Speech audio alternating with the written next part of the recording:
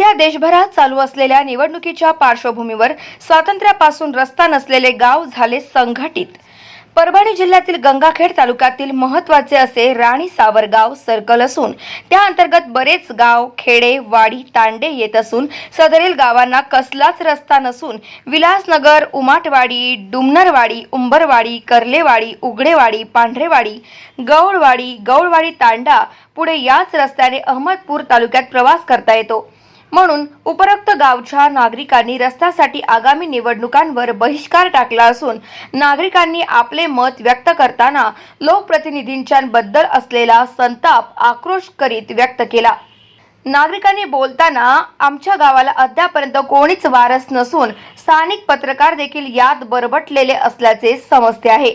जिल्हा परिषदचे उमेदवार असतील, आमदार, खासदार असतील, त्यांनी जोपर्यंत आमच्या गावाचा रस्ता होत नाही तोपर्यंत आमच्या गावात येण्याची हिम्मत करायची नाही, अन्यथा तोंडाला काळे फासून गाढवावरून धिंड काढण्यात येईल असा इशारा दिल्याचे समजत काढून होणाऱ्या सर्वच निवडणुकांवर सदरील गावकऱ्यांनी बहिष्कार टाकल्याचे शासन प्रशासनाला दिलेल्या निवेदनावरून स्पष्ट होत आहे।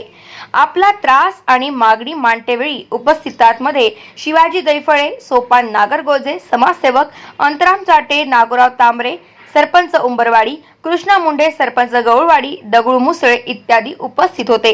बाबूराव मुसळे राहणार गौळवाडीचा रहिवासी असून या रस्त्याच्या संदर्भात आपल्याला सांगू इच्छितो की आज 20 ते 25 वर्षापासून या रस्त्याचं वय सरासरी 40 वर्षाचं वय असेल। या रस्त्याचं जे रस्ता मंजूर झाला त्याच्यानंतर ह्या रस्त्यावर कुठलंही सिमेंट नाही, कॉन्क्रीट नाही, कुठलं डांबर नाही, कुठलीच दुरावस्था आहे।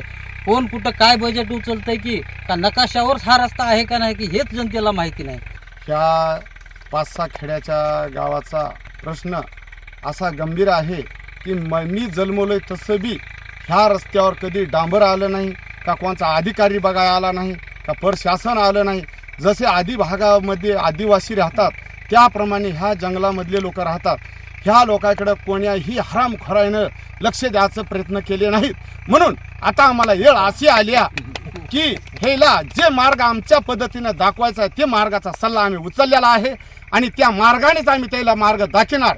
जर हरामखोर कोणचा आमच्या नादाला लागायला आला तर त्याच्या तोंडाला काळं लावल्याशिवाय आम्ही जनता पूर्ण सोडणार नाही। या रस्त्या संदर्भात आम्ही बऱ्याच वेळा प्रशासनाला, तहसीलदार असतील, कलेक्टर असतील, गटविकास अधिकारी असतील, उपजिल्हाधिकारी असतील यांना आम्ही निवेदनं दिली। तसेच लोकप्रतिनिधी असतील, आमदार असतील, खासदार असतील, जिल्हा परिषद सदस्य असतील यांना सुद्धा आम्ही वारंवार याचा पाठपुरावा करून सुद्धा या स्थानिक लोकप्रतिनिधींनी सुद्धा याकडे दुर्लक्ष केलेलं आहे।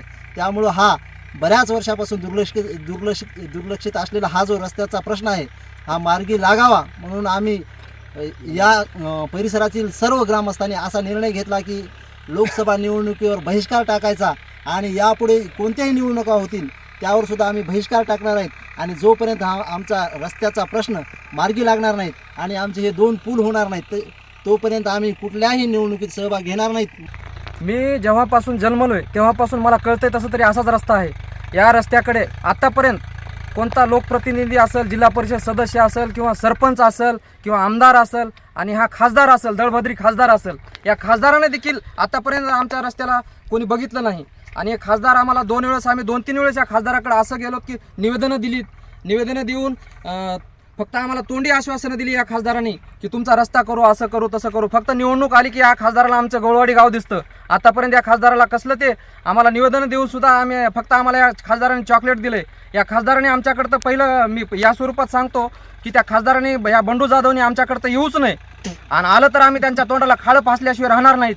ही सर्व ग्रामस्थांच्या वतीनं मी सांगतोय की माझी एकल्याची भूमिका नाही आहे आणि आम्ही पूर्ण येणाऱ्या पूर्ण लोकसभा असेल, विधानसभा असेल, जिल्हा परिषद असेल किंवा पंचायत समिती असेल, कोणतंही मतदान असेल त्या प्रत्येक मतदानावर आम्ही बहिष्कार टाकणार आहेत। पालकमंत्र्यांकडे त्यावेळेस नवाब मलिक पालकमंत्री होते, त्यांना सुद्धा सर्व महिला आणि आम्ही सगळेजण गेलो होतो। पालकमंत्र्यांनी दखल दिलेली नाही, आमदार साहेब, खासदार साहेब कुणी याच्यामध्ये लक्ष दिलेलं नाही। आता त्या रस्त्यावर ग्रामपंचायतने जलजीवनची टाकी बांधली, त्याच्यावर 2 कोटीचा निधी पडलेला होता, तोही आता परत गेलेला आहे। म्हणजे अशा पद्धतीने हा सगळा प्रकार ग्रामपंचायत, लोकप्रतिनिधी आणि सगळेजण करतायत। याच पद्धतीनं या रस्त्याच्या बाबतीमध्ये सुद्धा हाच प्रकार होऊ शकतो।